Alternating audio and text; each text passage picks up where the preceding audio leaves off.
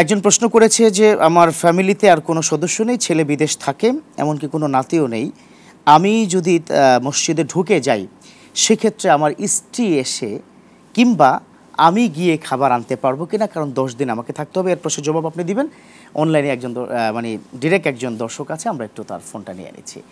প্রিয় দর্শক, কে বলছেন, কোথা থেকে বলছেন, প্লিজ প্রশ্নটি করুন। দিনাজপুর থেকে বলছিলাম। জি বলুন প্লিজ।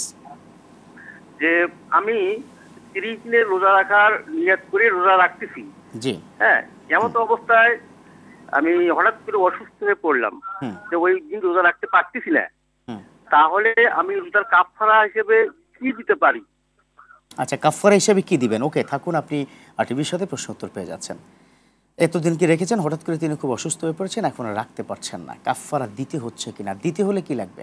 এটার জন্য কাফারা না, এটার জন্য হচ্ছে ফিদিয়া। ফিদিয়া। কিন্তু প্রথম কথা হচ্ছে, যিনি অসুস্থ অবস্থায় যদি হঠাৎ করে রোজা ভাঙতে হয়, এটা তো আল্লাহ পাকেরই নির্দেশ আছে, কেউ অসুস্থ হয়ে গেলে সে ভাঙতে পারবে, সেই ক্ষেত্রে সুস্থ হওয়ার পরে আদায় করে নেবে।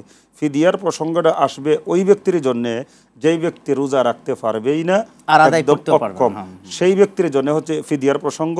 তো প্রিয় ভাইয়ের প্রশ্ন অনুযায়ী বুঝলাম উনি অসুস্থ, রোজা রাখতেছেন, হঠাৎ করে রোজা রাখতে পারেন নাই, সেই ক্ষেত্রে উনি রমজান মাসের পরে যে কয়টা রোজা রাখতে পারবেন না অসুস্থতার কারণে, উনি কাজা আদায় করে নিলেই হবে। সোজা কথা, তার কাজা আদায় করতে হবে, ফিদিয়া দিলে হবে না, যেহেতু তিনি সুস্থ হয়ে যাচ্ছেন, যদি তিনি মনে করেন। হ্যাঁ হ্যাঁ, ফিদিয়া আমি তো বললামই, মানে যিনি রোজা রাখবেন না, রাখতে পারবেন না, একেবারে অক্ষম, তার জন্য আসবে ফিদিয়ার প্রসঙ্গ। মানে পরবর্তীতে যদি রোজা রাখতে না পারেন, সেই ক্ষেত্রে। জি জি। আর যেই ব্যক্তি কাফারা হচ্ছে, যেই ব্যক্তি ইচ্ছাকৃতভাবে কোনো ভুল করে বা ভুলের সম্মুখে ইচ্ছাকৃতভাবে, এক কথায় কোনো রোজা যদি ভাঙে, তখন হচ্ছে তার জন্য রোজার কাজা এবং কাফারা।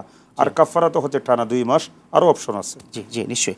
আপনাকে যে প্রশ্নটি করেছিলাম যে ওনার স্ত্রী এসে খাবার দিয়ে যেতে পারবে কিনা পর্দা করে, কিংবা উনি চিন্তা করবে যে স্ত্রী অসুস্থ বা তিনি রেগুলার পারবেন না, উনি গিয়ে খাবার নিয়ে আসতে পারবে কিনা।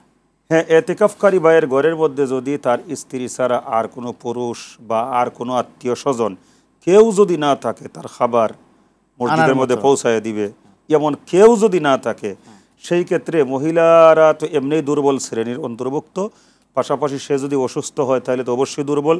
আবার মহিলাদের উপরে পর্দা ফরজ, তাই পর্দা নারী পুরুষ সবার উপরেই ফরজ। তো মহিলারা অবশ্যই পর্দা, অসুস্থ সব কিছু বিবেচনা করে উনি যদি মসজিদের মধ্যে আসতে না পারেন, সেই ক্ষেত্রে ওই মোতাকিফ এতেকাফকারী ভাইটি চুপচাপ বাসায় গিয়ে শুধুমাত্র খাবারটা নিয়ে চলে আসতে পারবেন, কারোর সাথে রাস্তায় কথা বলবেন না, এমনকি বাসাতেও কথা বলবেন না, বাহিরে দাঁড়াবেন, সালাম দিলে বাহিরে দাঁড়াবেন, খাবারটা দিবেন এবং শুধুমাত্র খাবারটা নিয়েই চলে আসবেন। সালাম দিলে তো জবাব দেওয়া যাবে। সালাম দিলে সালামের জবাব দিতে হয়, কিন্তু কেউ যদি সালাম দিয়ে দেন, সেই ক্ষেত্রে উনি উত্তর দিবেন, কিন্তু উনার নিজের থেকে বাহিরে বের হওয়া অবস্থায় কাউকে সালাম দেওয়ার প্রয়োজন নেই। চমৎকার, আপনি সমাধান দিয়েছেন। জি।